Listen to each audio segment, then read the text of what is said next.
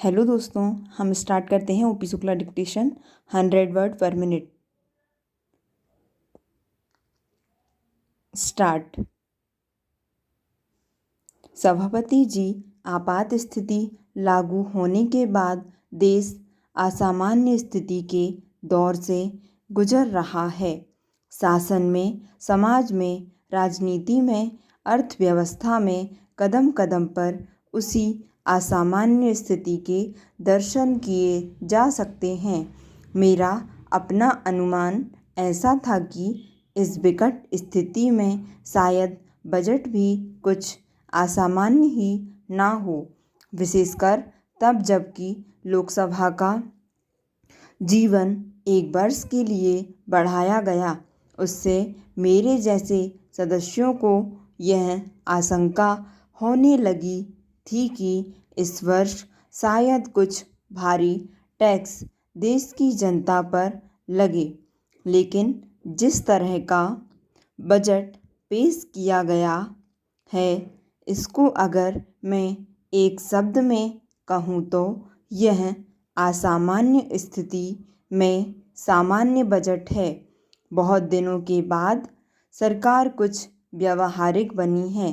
कई सालों से इस बात की मांग थी कि सरकार देश में आर्थिक संतुलन बनाए रखने के लिए व्यावहारिक कदम उठाए।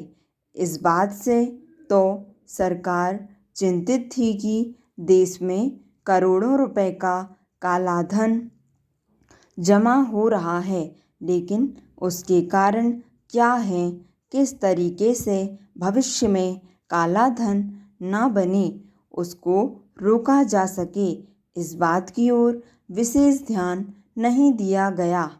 पैरा महोदय, उत्पादन अनाज का घटता जा रहा है, इसकी चिंता सरकार को थी, लेकिन क्यों घट रहा था, इसके कारणों की ओर ध्यान नहीं दिया गया। मजदूर आंदोलनों और हड़तालों से सरकार चिंतित थी, लेकिन उनके पीछे कौन से कारण थे, उनकी ओर विशेष ध्यान नहीं दिया गया। इसी तरह से जो विदेशों में बसे हुए भारतीय हैं, वे करोड़ों अरबों रुपए की राशि विदेशों में जमा कराते हैं, किंतु भारत में उस पूंजी को नहीं लगाया जा रहा है। शायद पहली बार इस प्रकार का बजट आया है जिसमें इस बात की व्यवस्था की गई है कि कालाधन केवल निकलकर बाहर ही ना आए, बल्कि काले धन का भविष्य और दुनिया की इसी कारण आयकर की सीमा प्रतिशत से घटाकर 66% की।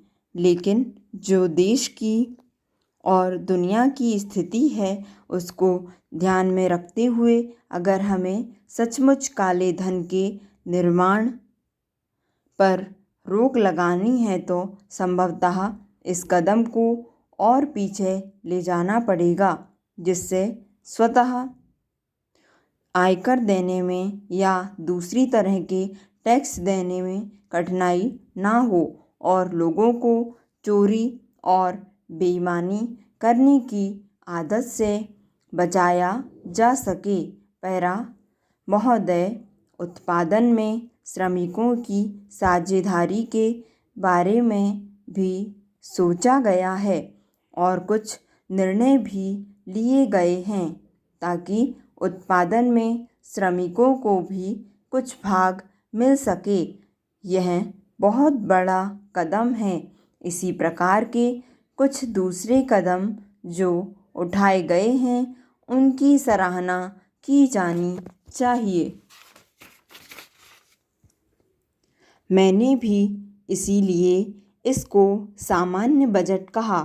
मैं शायद इस बजट को आदर्श बजट कह सकता था, लेकिन यदि किसानों के लिए भी सरकार ने उदारता और खुले दिल से कुछ निर्णय ले लिए होते। स्टॉप।